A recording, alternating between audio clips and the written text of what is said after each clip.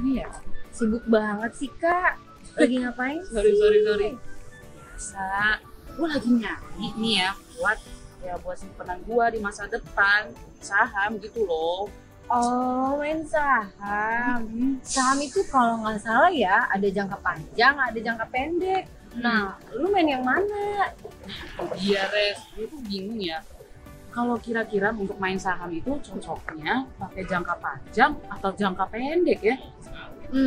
Kalau setahu gua, mungkin sih kalau lu mainnya cuma jangka pendek, profit atau keuntungan atau yang lu bilang buat simpenannya itu pasti nggak akan kerasa. Masa sih? Iya, tapi mungkin kayaknya kita harus cari tahu dulu deh. Gue sih ada kenalan yang mungkin sih bisa ngasih insight atau pengetahuan gitu buat kita tentang investasi. Nah, kira-kira bisa diketemuin sekarang nggak nih? Kalau diketemuin sekarang sih gue nggak tahu ya.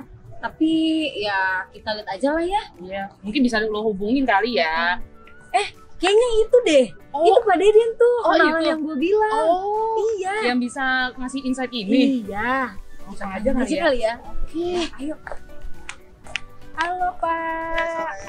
Iya. Apa Lagi kabar, jalan-jalan Pak? ya? Iya, Pak.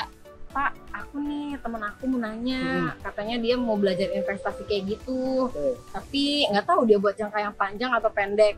Mungkin Bapak bisa kasih penjelasan buat teman saya ini. Iya, Karena Pak. masih pemula banget ya. Iya, jadi gini Pak, saya tuh sebenarnya bingung nih Pak, karena kan ya namanya juga kita udah umur 25 ke atas, harus butuh ada pegangan lah untuk di masa depan. Cuma saya bingung antara jangka panjang atau jangka pendek ya Pak. Sebetulnya pertama kita mesti punya target dulu. Maunya jangka pendek, jangka menengah, jangka panjang. Oke. Nah sekarang paling jelas itu apa?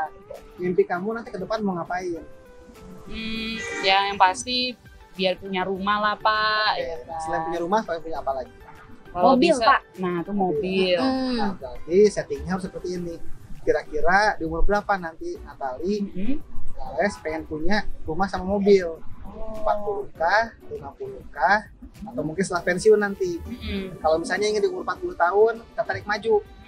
Anggaplah sekarang umur kita 25 tahun ya. Nah, kemudian berarti apa? Berapa sih harga rumah sekarang? Berapa sih harga mobil sekarang? Nah, kita perkirakan nanti ke depan tuh bakal seperti apa harganya. Nah, dari situ kita ngukur, oh ya berarti saya harus menyisihkan pendapatan saya berapa untuk ditabung. Nah, tapi kan kita tahu sendiri ya pendapatan kita terbatas. Jadi otomatis ngukurnya seperti apa. Paling enak, pertama kita ngukur dulu, apakah kita punya pengeluaran rutin yang wajib kita keluarkan? Kalau ada, hitung berapa pengeluarannya. Pastikan jangan berlebih. Nah, setelah itu, sisa dari pendapatan kita tabung.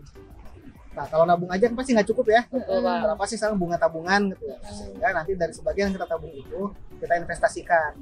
Dan karena kita punya target pengen punya mobil sama rumah, targetnya harus jangka panjang. Berarti apa?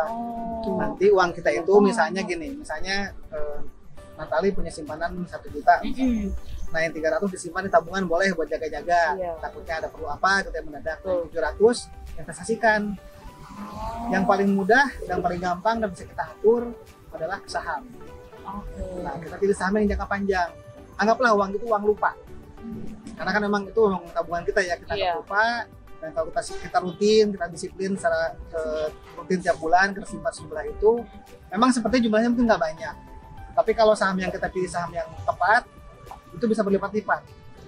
Karena kalau kita, saya pernah hitung ya, dari tahun 2000 sampai tahun 2022, kalau kita simpan di saham yang tepat di Bursa Efek Indonesia, itu uang kita tuh akan berlipat sampai 900 kali. Jadi misalnya kita tahu 1 juta, berarti bisa sampai 90 jutaan di masa yang akan datang. Sehingga itu bisa kita jadikan sebagai tempat investasi. Tapi jangan terjebak sama tipuan-tipuan investasi sekarang. Ada istilahnya trading A, trading B, trading C. Kita harus waspada karena apa? Trading itu sifatnya jangka pendek. Mungkin returnnya iya berasa 2-3% sehari, mungkin 5% sehari, atau mungkin kalau sedang beruntung bisa 10% sehari. Tapi jangan lupa faktor kerugian juga lebih tinggi kalau kita trading. Mungkin itu kira-kira yang bisa jadi insight buat teman-teman. Berarti bener juga Kan? Mendingan tuh kita jangka panjang. Betul. Ya udah Pak, makasih banyak Makasih ya. ya, Pak. Kebetulan banget kita ketemu. Iya nih, Pak. Sekarang jalan-jalan sore ya, mata Iya, tua bener. bagus loh sekarang. Iya nih kelihatan nih Pak. Sekalian jalan-jalan nggak sih Iya Nares? bener. Ya Ayo, udah Pak, Pak, mari bareng ya. ya. Hati-hati ya. Iya. Pak.